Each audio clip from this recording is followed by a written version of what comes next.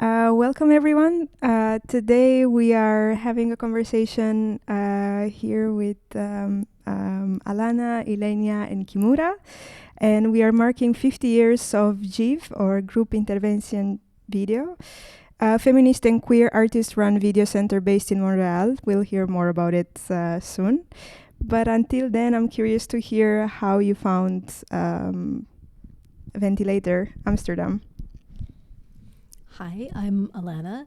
I'm one of the co-curators of the program. And when we were thinking about doing a program in Amsterdam, I had been in the past to squat cinemas in Amsterdam and was really curious to explore that vibe, because our program is really about what it means to take space that isn't necessarily just given to you, but to sort of assume your place. And so we thought a squat cinema and an artist-run space like this would be a really great fit for our program. That's really great to hear. Thank you. Now I'm also curious to hear more about GIV, this place that we are celebrating with this screening. So I'm curious to know what kind of place it is. How can we introduce it to our listeners? So hi, I am Ylenia. So GIV, Groupe Intervention Vidéo, is an artist-run center based in Montreal dedicated to the distribution and the promotion of women's cinema and video work. And but they use the word women in a very inclusive way, just to signal also in their collection they have trans and non-binary artists whose point of entry into media making has been always feminism. And so GIV was founded in 1975. And since then, they've been very active in maintaining a space where women and other marginalized makers could go and find support in making, but also disseminating their work.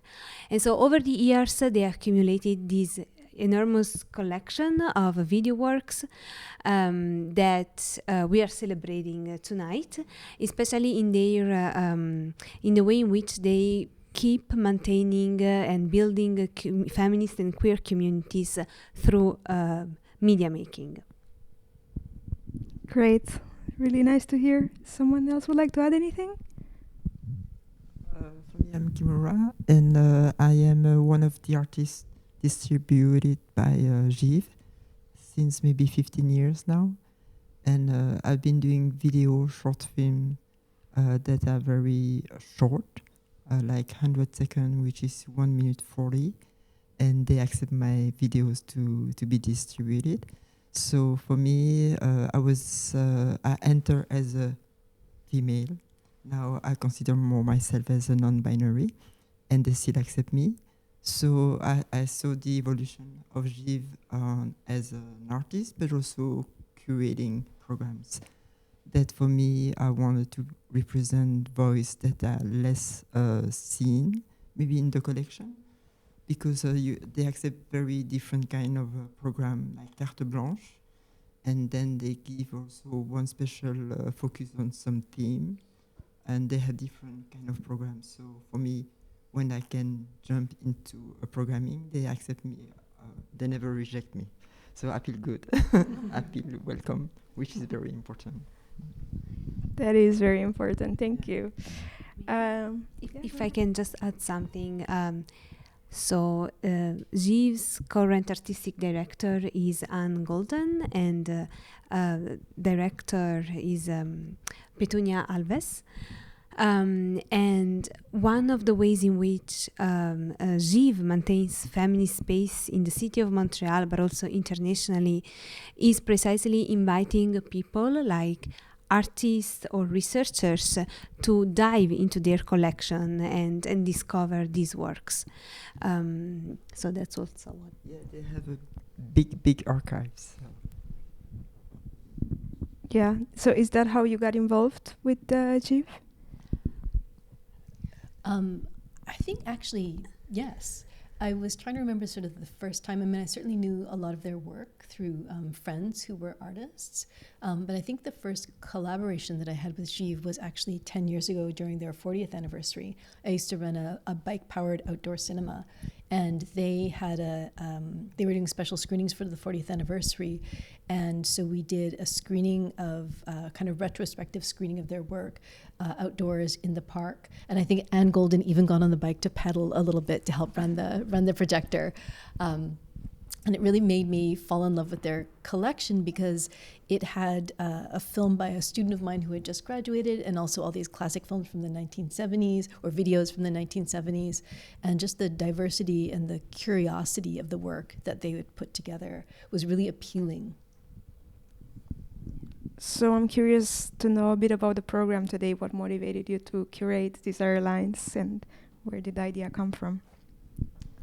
Yeah, so the idea came from, so we've been working on Givre for so long in our own research on feminist media in Canada and transnationally, and within our researching Givre's history, we also wanted to find ways where we could disseminate this history. And the curation of this program really comes from this desire to provide some kind of examples of Givre's collection that is representative of their collection, but also very that speaks to some motifs, themes that are feminist from an intersectional perspective. So while this is a very comes out from an academic environment, we really think that the themes explored in the program speak to this idea of taking space, occupying space, and finding creative ways of resisting from specific perspectives, locations. And so, yes, in the program there are 12 works made by artists that are Canadian-based. Part of the inspiration for the program, too, came from a research project that we're both involved in called Archive Counter Archive, which is a cross-Canada project that was trying to reimagine what the Canadian media landscape looked like if you put the focus not on mainstream works, but on counter archives and more marginalized voices.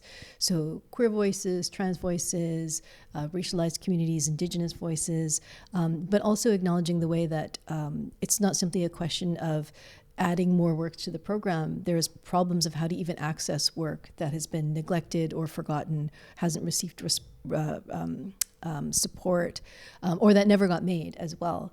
And so we've been working on a case study on Groupe Intervention Vidéo for a few years, and the program was both a goal of the Archive Counter Archive project, which wanted to create curated programs to represent the various partner organizations across Canada, to bring out something to speak to the work that they'd been doing, and to make that work more accessible as well to wider audiences who might not know about the history of something like Groupe Intervention Vidéo. 50 years, it's extraordinary that that's been around and active for so long. So that's what we're hoping to do with the program too, is also just make it more accessible, maybe help people get an entry point into the work of the organization and the amazing artists that we were able to program as well. Yes, I definitely hope so. As you said, this airlines brings together 4 decades of history of Givre. I was wondering, how do you navigate the tension between preservation and activation of the archive? Good question. One of the things that we experienced working with Givre is we had come, we sort of approached them as if they were an archive, not just an archive, but as if they were an archive. And Petunia Alves, the director, said, if we're an archive, we're an accidental archive. And so we've tried to think a lot about what that could mean, thinking about accidental both in the sense of like what it means for them to have spent 50 years working in community and having people trust them with their work and wanting them to be a place that preserves and continues to promote their work, even if they're not sort of materially set up to do so. So what's the way that you can be an archive if you're not a formal archive with, archival conditions? You keep things alive by keeping them moving, basically, so they don't simply rot.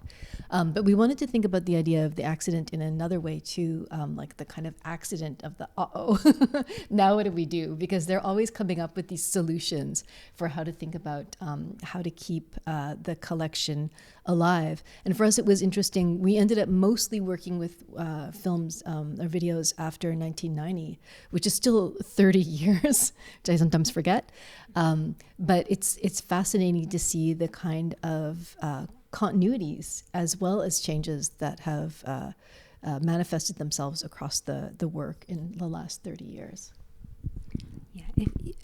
Also, like our interest in activating the archive is really inspired by Givre's own curatorial activities. So we really also want to acknowledge the work they do autonomously in activating their own archive, and actually they take this as their primary mandate right now. They strongly believe that these works, especially video art, that overall have a short lifespan in terms of circulation within film and media festivals, can keep circulated through curation.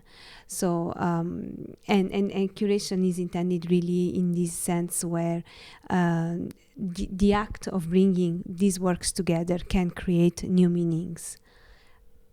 Could I maybe just add something to that too, like to give an example of some of the curatorial work that Givre does? They're not simply also putting together video works. I think they're also thinking about where are they going to be received and how are they going to be seen. And so they have also worked hard over their existence to create spaces as well, which is why for us it's important to think about where people are going to see. We're not interested in a neutral kind of space. We want a space that understands that it's an engaged form of viewing. So one example that I loved when we were digging in the archives is in Montreal in the summer, we have these huge street fairs where all the stores kind of bring out their junk, they close off the streets, the students arrive, everyone furnishes their apartment with sort of, cheap things, and it's sort of a festival in the streets.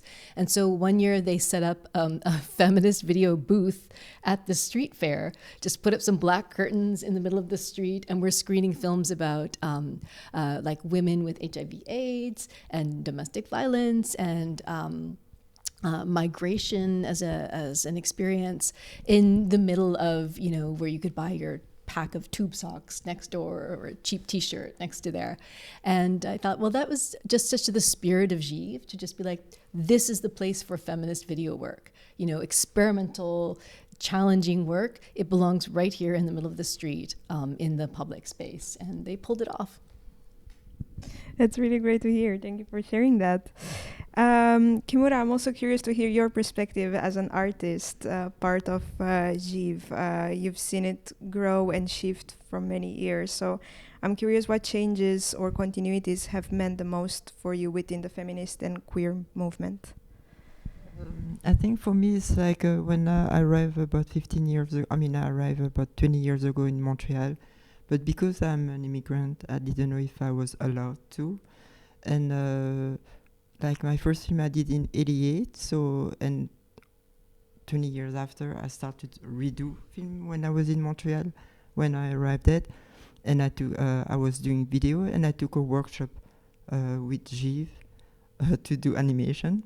And so they also give like a subtitle workshop, editing workshop. And so they have different kind of also of helping women to educate themselves. So And because of that, it's like I started to film videos, short videos, and I saw a different way of doing videos that I was doing 20 years before. And I had a friend, lamathilde, which is also a video artist in the programmation, who was working there at the time, and she said, "But you are allowed to be distributed. You just have to submit, and then they have a committee. Among them is Anne Golden, because she's the artistic director. And if your film is accepted, then you can." So they accept to show my film, This Adoption. Maybe it's not there, but they also accept to show to distribute my film in the North American territories of my film of '88, when I did in '88. So they don't only accept the one from Montreal, but if you are based in Montreal, they also accept different work. And over the year, I did maybe 25 other videos, and they kept accepting, even the subjects are very different. And for me, it's like I see the evolution, of course, the transition of like feminist cis women to queer, to trans, to non-binary, and they really are listening the conversation, as long as the purpose is like maybe feminist or have different, very maybe some abstract point of view, and they're not like really like specific on what they want. So it's some can be very commercial, but some are very, of course, like underground or like a do-it-yourself style. So it's very a big variety of videos and short film, sometimes longer also, documentaries as experimental animation and stuff. So for me, it's like I feel really like I can do my work and be distributed by them, and also keep a relationship, like it's a community. So they do monthly or every 2 months at Maison de la Culture in Montreal. And so there we can meet the public that maybe don't know them. And so also we meet new public, and we have conversation with that. And they invite the artists to talk about their work, so it's also what they initiate. And, yeah. That sounds really empowering. Yeah, it is. It's very supporting the artists. That's really great to hear that there are spaces like that in Montreal. So your work has become part of the archive, in a sense. An archive. So what does it mean to you to see your stories and also the stories of your peers or other artists in there, not only preserved, but actually reseen and reinterpreted and almost reenacted in new contexts? Also like this one today of Ventilator. I think for me it's important that, for me, in some ways it's not to be forgotten, but anyway, we might be, and so what. But also it's like to give a new perspective, also like to transmit the transmission of what happened, for especially the new public who are on their phone often, like very different ways. I don't say it's bad or not, but it's like also they can have access to what happened before, because maybe people are too busy to share with them. So initiating screening, conversation, and gathering also is important. So for me, it's like the work that I do has changed over the time, because when I arrived to Korea, I left, when I went to Montreal, I left Korea, where I was living for 13 years, because I left because I was queer. And so Montreal was a paradise for me. So I could express my queerness that I couldn't do in Korea. But then over the time, it's, of course, because I came from Korea, I was talking about immigration and the issue that I had with immigration. And so intersectionality, but also because of Givre, I learned a lot about Latina feminist videos that I would never know also. And so that's why it's interesting, because also they distribute people from the diaspora, all kind of diaspora, but also autochthone and indigenous work. So for me, it's very important to be updated also with that. So it's not only me sharing my work, but also for me to learn a lot from them. Yeah. Beautiful, thank you. I had a curiosity, I hope it's of interest to the listeners also, but about a video archive, and as curators, you curate across different decades and looking at technology that's becoming obsolete. There is also always the issue you curate from VHS to HD to different kind of mediums that maybe now are obsolete, of course. I'm curious how you are, how do you approach that? You are basically curating a passage of time, right? How do you, what is your approach to that? Yes, thank you. This is an amazing question. So on the more like practical side, Giv has already digitized their entire collection.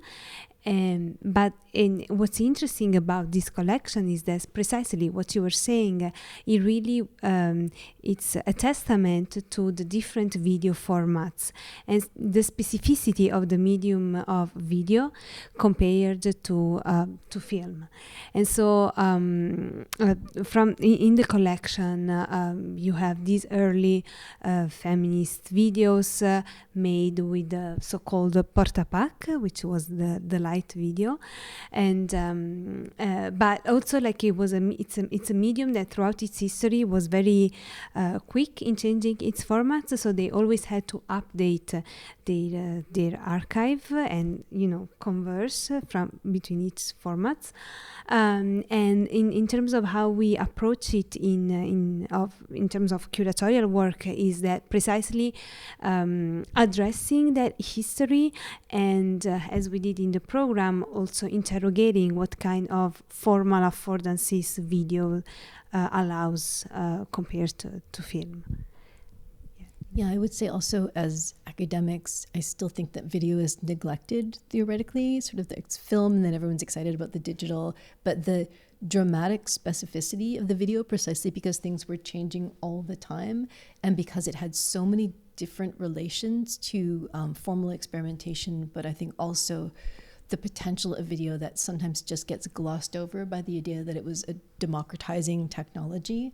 We were looking in the archives of Giv from the 1970s, and one of their members was like, everyone thinks, poor organizations like us, that video is kind of a godsend, but they're like, it never works. It always just causes more headaches than it's worth, which is, of course, not exactly true. But we also became fascinated looking at the archive of images of like Petunia and Anne having to carry all of this heavy equipment in the 1990s to be able to do these kind of outdoor screenings. On the one hand, it was more accessible than trying to carry around a 35 millimeter projector.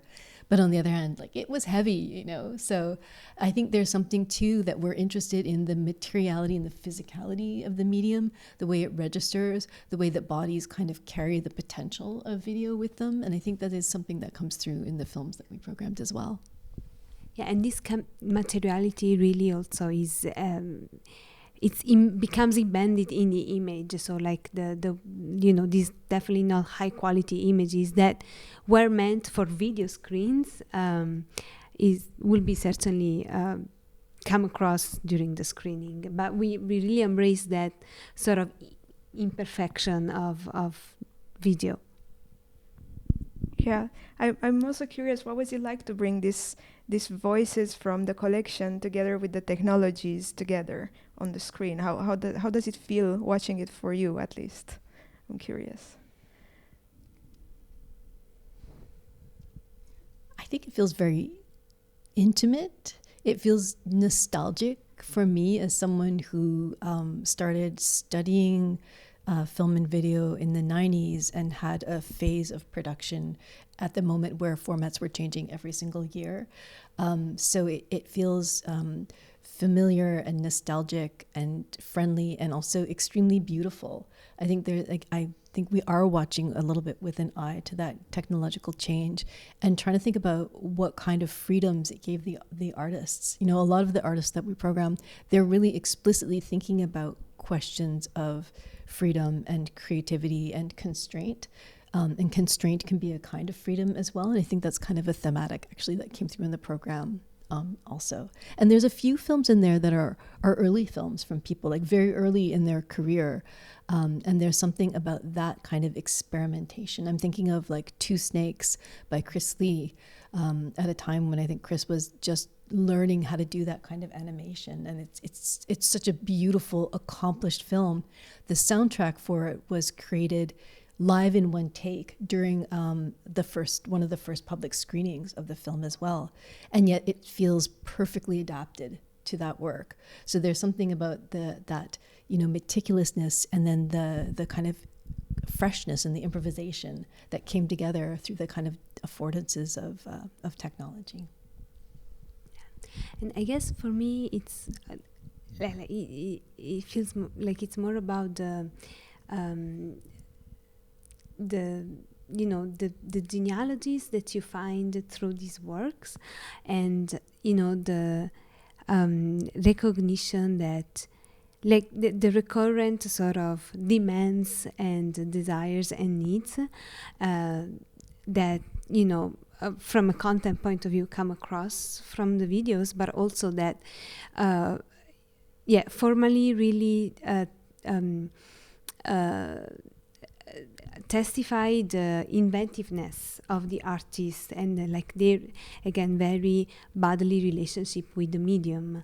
So I'm thinking in particular of Katie Zisler, which is the artist who made the second video in the program, Aberrant Motion, that seems really having fun in experimenting with this video camera, how to spin. So these kind of relationships.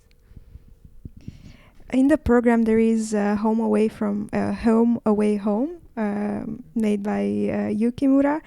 What does home mean to you now after making the movie? Because for me, I'm from Korea. I was adopted to Belgium, and then I went back to Korea, and I moved to Montreal. So home was, as said, is in my mind. But now that I'm aging and then going to think about how and where to die, so I think for me it would be Japan, Kyoto. But for a while, when I came back after the immigration, the first film that you chose, to Canada, that's when, after my deportation from Canada, I came back, and then I felt home at the time. But then all the complication of different identity, really after COVID, didn't feel home anymore. But also it's experiences, but it's where also my friends are, and I feel that most of my friends now are in Montreal, the one that I age with also, because it's also important to have a community around that concept also and reality. And for me, it feels good to be in Montreal because it's a slower city for me, comparing with Asia and especially Seoul or Korea. So in the same time, it's like I think I have a feet in 3 different continents. I like Europe. I would not say Belgium, but I like where art is in Europe. And then I think for Asia is the food, for sure, and the rhythm.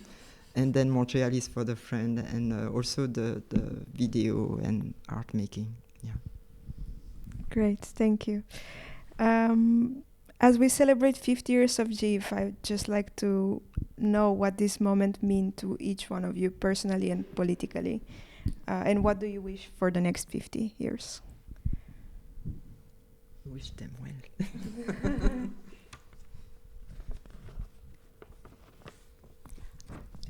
I think, well, first of all, what I wish for other 50 years is other 50 years of GIV, but other 50 years of feminist media in general, in the sense that, like, thinking of feminist praxis not just as a goal, but like as a constant reminder that we need to stay aware, we need to be aware of, for example, spaces that are taken away, and so sort of nurturing that awareness that we need to struggle for maintaining certain spaces. And in the context of, I think I'll stop here now and then. One thing that happened recently for GIV I guess it's like an anniversary present to themselves that they bought for themselves, as feminists do. They bought the building that they're currently located in. So they've moved around a few times in their history. And for a number of years, they've been in a building in Montreal that also hosts a few other artist-run centers. And we're having a housing crisis, a precarity crisis, a cost of living crisis in Montreal, as with everywhere. Art spaces are really under attack. Artist studios, but also just the livability for artists in Montreal is dying, basically. And so Givre was able to mobilize all of their experience with grant writing and making do, and they collaborated with the other artist-run centers, acquired a few grants, and they were able to buy the building that they are based in, which is huge. They are making their future for themselves. So, I mean, I hope that they keep that space. I hope that space grows and continues to be a space of exchange and collaboration. There are other feminist organizations in that same building, other video and experimental art organizations. And I hope that they just continue to grow and take over and have some stability and a break too, because it's hard to always be hustling. And they're doing it, but I wish them more stability, and I wish all the artists in the collection that same grace as well. Kimura? For me, I just want to say they are very respectful to the artists because they pay them. And so many distributors, we are not paid. So it's like, for me, they have an ethic that is very important to mention, because there's le nerf de la guerre. I don't know how you say that in English. It's the thing that is really hard for a distributor that has not much support, and it's often on the parallel side, because they are feminists, because they are women, and it's still a reality that they keep continuing doing what they promise, and they don't promise like paradise when they cannot do that. So they really do what they say. So for me, it's very important that we can trust them. And also, I hope that the new generation will preserve the leg of it, and the transition will be smooth and nice, with a lot of parties. And they often serve orange chips at their parties, so it's like, that's why I wear orange, but also because of Holland. And also in Canada, orange is a sign for children and for indigenous children who went to pensionnat. How do you say that? Residential schools. Yeah, residential school. So it's also a lot of symbolic. Yeah. Okay. Thank you all so much for your words, your work, and the worlds you keep opening for the communities around the world. And thank you to everyone listening. My name was Ylenia Rosu, and we're excited for today's screening. Thank you. Thank you, and Ylenia, to Ventilator for the warm welcome. hosting, especially given our roles as educators, how to transmit an idea of feminist queer intervention beyond issues of representations. And so and really transmit an idea that everything, is a feminist issue, if you think materially. And so, but we were also interested in the way these approaching these kind of things is not necessarily like a line, but it can be a deviation, as Nick Forrest criticized in the work. So like playing with this sense of orientation, really, as you were saying, and disorientations.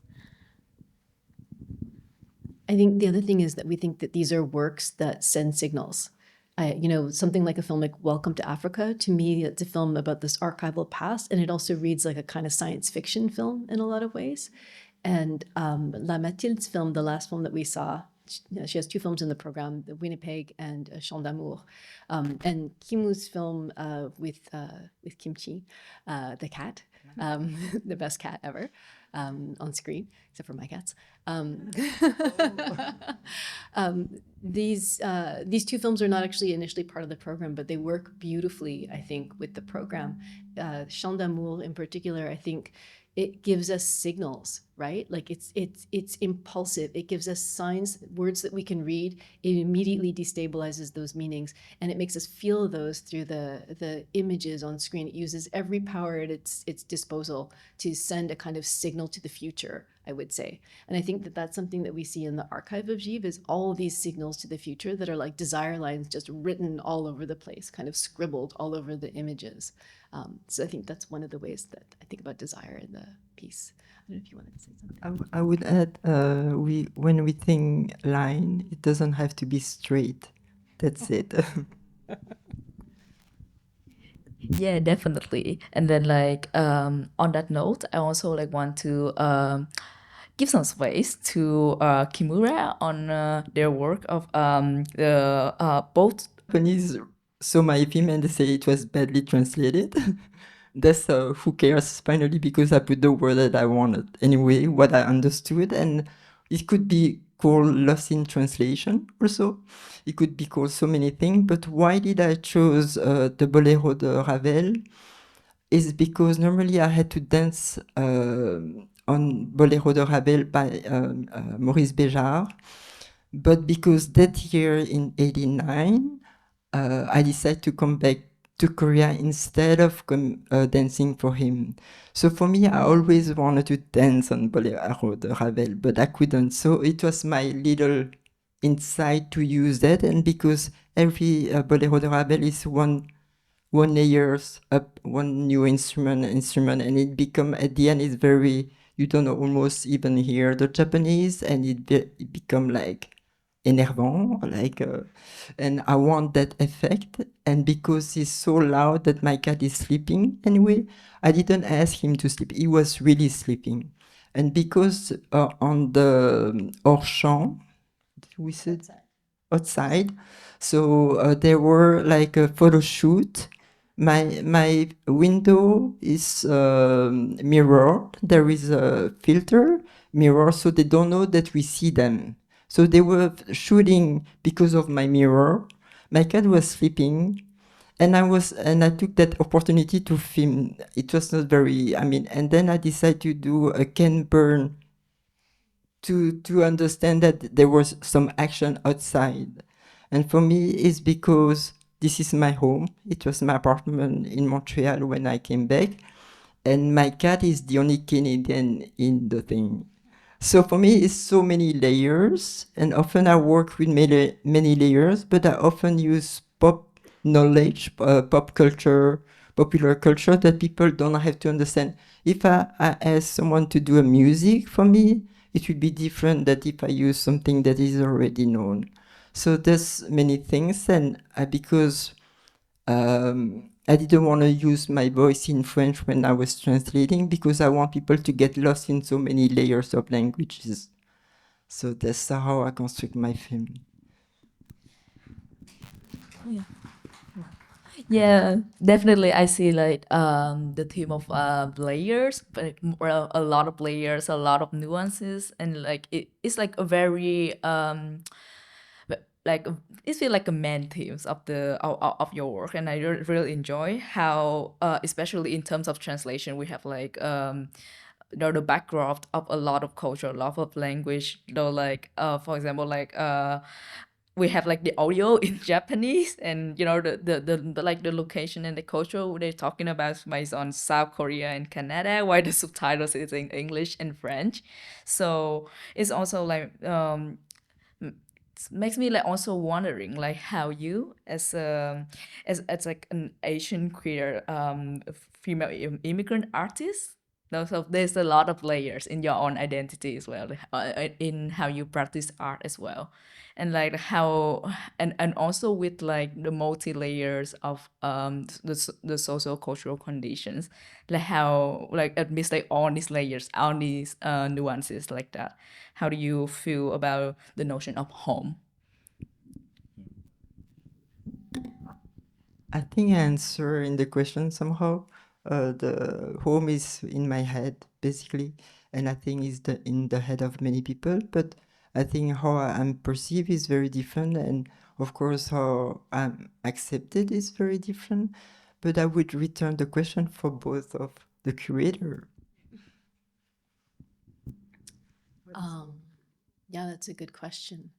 But I think that I was intrigued by the quote from Adorno in the film, and not to get too comfortable.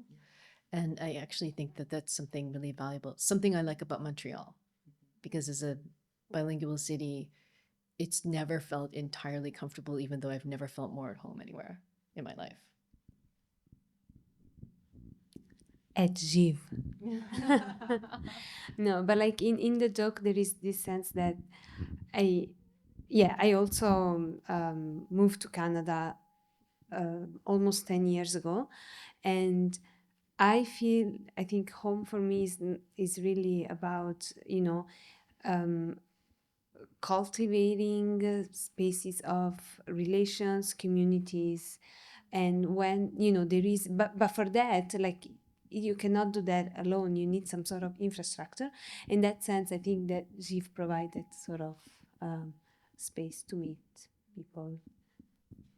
Yeah, on note of to follow up the part about like intersections and also like the sort of multi-layers life conditions. I'm also I want to like come back to like the point I've made in the first part of the Q&As, like about like how this like the program is feel like, if I had like a word to describe it, it would be multiplicities, like a lot of layers, a lot of like that like diverse size and stories as well. So a really interesting questions I want to pose, I want to put here is like, it's related to your curation process. Like, how do you actually come up with like selecting this film, and like how do you like curate them in these orders given this very heterogeneities? Thank you. I'll start if it's okay for you.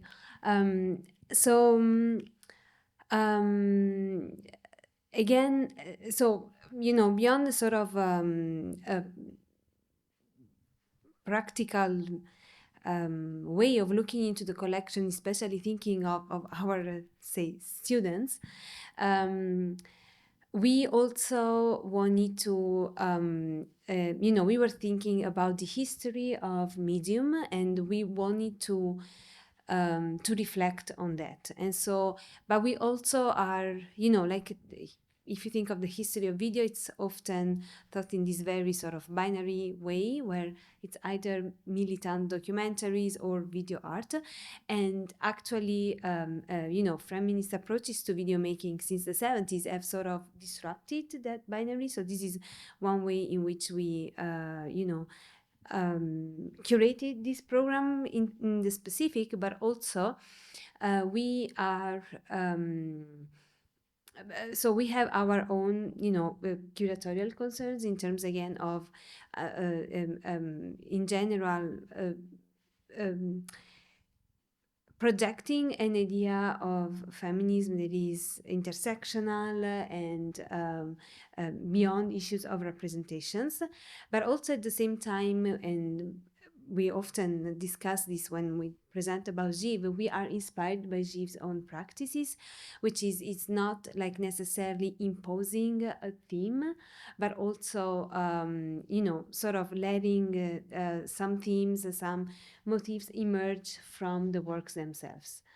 And then for the order, we really cared about the order. So we had our own, we own thing. So it's, like, to Canada, I think it's really provides a nice, also critical way of, showcasing these Canadian-based artists, while at the same time criticizing the very notion of nation of Canada. And so from there, we followed both like this, a thematic continuity, but also we were interested by some movements that the juxtapositions of these works create. I mean, maybe one thing I'll say, maybe we shouldn't say this, but a lot of the artists are our friends, our loved ones. And I think because we've been going to Givre for a long time as well, you see a screening and there is the after party, there is the socializing, there are the communities and the networks. And that's a huge part of feminist curation that I don't think we should ever deny, the subjective intimacies. You always, I think, want to be kind of circling and seeing what else pulls into those networks, those effective relations. But there's, for me, like a love when I watch these films, because I feel the people, and many of them are in their own films, right? I mean, we're friends with celebrities like Kimchi Roger.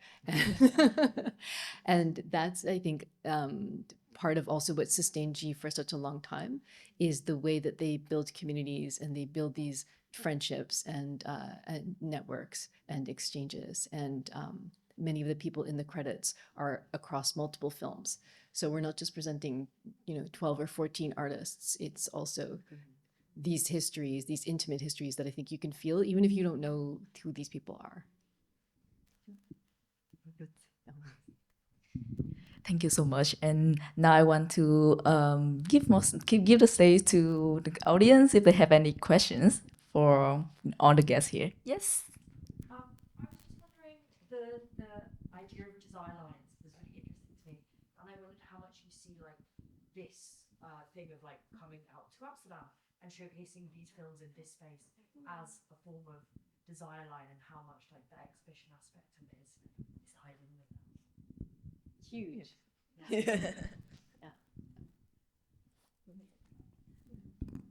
It's huge because when we think about going to screenings at Givre, they have a space and it's really their office, but they have a kind of like long hallway space where they can pull down a screen and then a wall where they can pull out the chairs. And so for me, like an event at Montreal means like you clean up after yourself when you put your chairs away.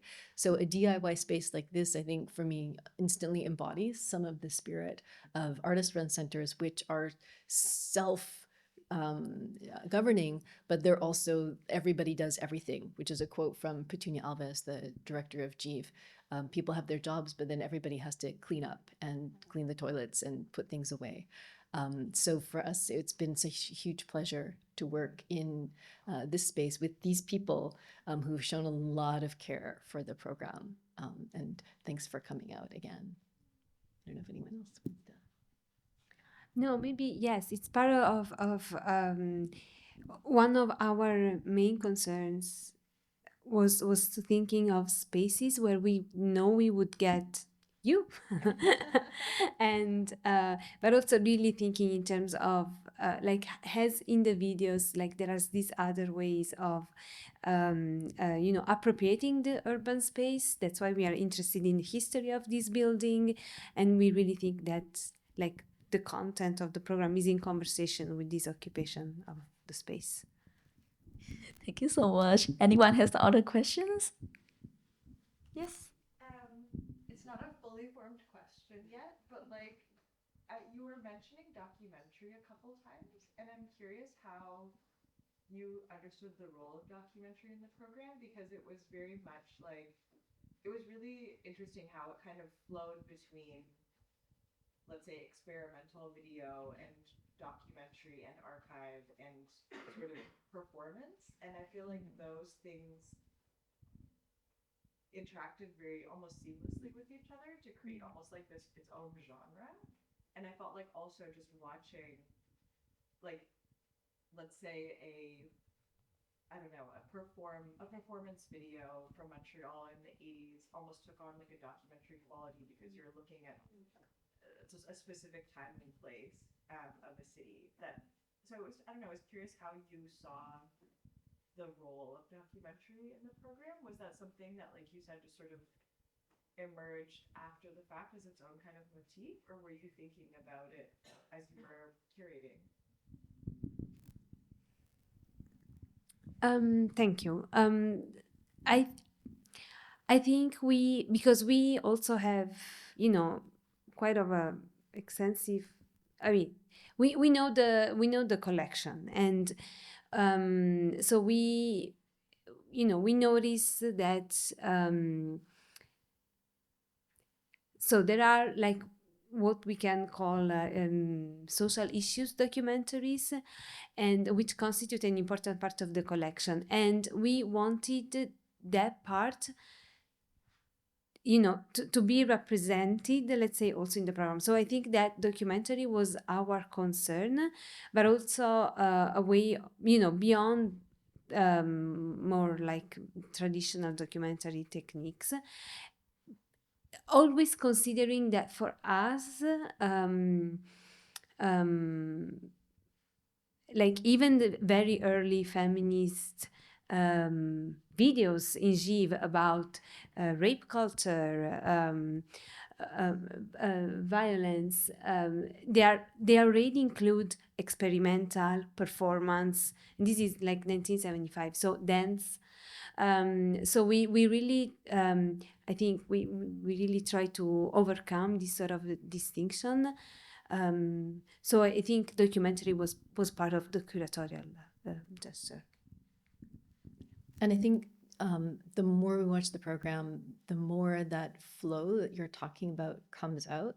But I think one of the things that makes some of these works feel like documentary are things like the glimpses that we get in the background of the city. But I also think it's the fact that many people are performing and using their own life and their own material. And yeah, we had a little comment yesterday that we we're not that into, which is like, oh, this is so familiar, this kind of feminist subjective point of view. But I think that there's something much more than that. And I think that it comes back to a kind of feminist perspective of the kind of 24-hour labor of being a body, which is something that was really a starting point for this project as well, thinking about bodies at risk, because it's in so many of the videos, the different kinds of risks that people face, but also the risky lives that people live, like to imagine something otherwise. And so I think a lot of these works are also documentaries of the kind of like 24/7 presence of being. If I can't really put it any better than that, but that I think gives that documentary feeling to people documenting the work of imagination and the work of dreaming in a lot of ways alongside the everydayness of life.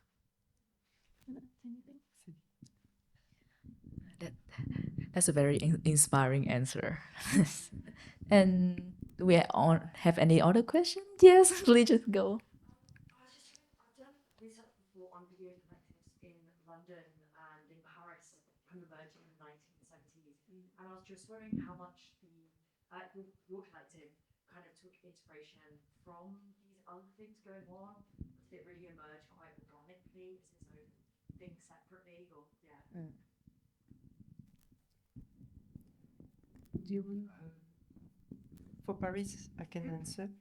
For Paris, I know that I mean we are curating Lamathilde and I screening with the Centre de Visuel Simone de Beauvoir, which is similar to maybe a GIV in Europe, in Paris, I think.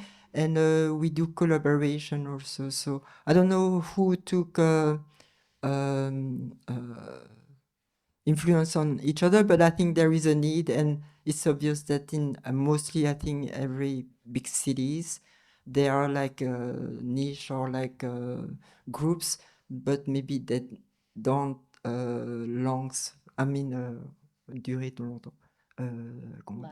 Last for very long time. So, Jeep, thank you. I think some of those histories are really yet to be written. But certainly the 70s saw a kind of like efflorescence of these kinds of spaces across the world. And in Canada, it's also very much linked to the Artist Run Center movement, which took off, but then I think lived in Quebec in a way that it didn't in the rest of the country. But those kinds of exchanges were way more difficult at that time, obviously, just getting the materials back and forth. You can think of the importance of 1975 too, right? It's 1975 is the International Year of the Woman, which then spawned all sorts of exchanges and circulations of media as well. Yeah, and what's interesting is that, like, for example, GIV and the Centre Visuel Simone de Beauvoir have like a different story in terms of the context from which they emerged, but sort of some similar impulses in the need to create again these spaces. And what's interesting is also that they started there were exchanges at least from the 80s, and so you know, like there is a way in which, especially given the language affinity, because in Montreal, Jive is mostly francophone, there were some connections created. For example, the French came to interview some American feminists, which is one of the videos there is both in Jive and Centre de Visual Simone de Beauvoir. So it's not that they coordinated and these groups were born, but then they created their own exchanges. Yeah. Thank you so much for the answer, and also a very nice questions. And yes. Ask just about the collection itself. I mean, it's a video collective. You've shown it as a digital copy, I think. How has that been done? Is that how big is the collection, and what's sort of the status of that? And then I was wondering also, maybe, I mean, I thought it was a great, beautiful selection, but as you work through the collection, what are things maybe that didn't make it in that you would have had, or that or maybe other parts of the collection that didn't age so well? I don't know. Can you maybe sort of also talk about the selection process from that perspective a bit? Yeah. Yes. So for the first part of the question, so the collection is big. So it's around 1,400 work by 400 artists, more or less. And so yes, video, different formats. At Jive, in their headquarters, they still have the whole collection of the cassettes and the various forms of cassettes, but they digitized, as far as I know, as I was told, everything. So they have everything on a drive, and they try as much as they can to, collaborate with streaming platforms to make those videos also accessible. That said, for researchers or like potential educators, Jive is available to share a private link on Vimeo, just to ensure that, yeah, exactly, if a curator or educator wants to use some work, can pre-screen them. Yes. So, yes, like the Jive did the digitization on their own through some fundings that they got.